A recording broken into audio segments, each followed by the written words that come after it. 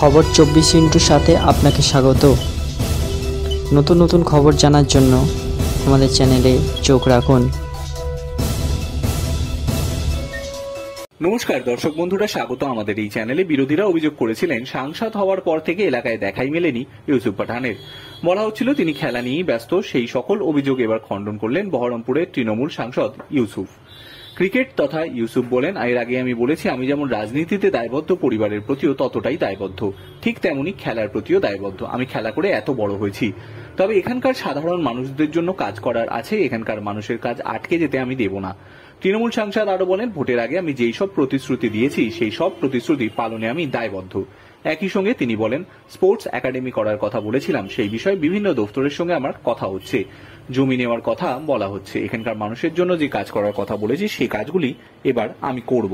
উল্লেখ্য, লোকসভা ভোটের রেজাল্ট বেরোনোর পর থেকে বিরোধীদের বক্তব্য ছিল ইউসুফ পাঠান নাকি ডুমুরের ফুল।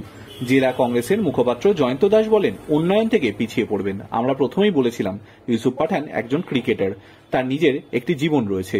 উনি রাজনীতিতে প্রবেশ করেছেন, জয়লাভ করেছেন এবং ফিরে গিয়েছেন। তাকে খেলা চালিয়ে যেতে হবে। আগে খেলা, পরে কাজ।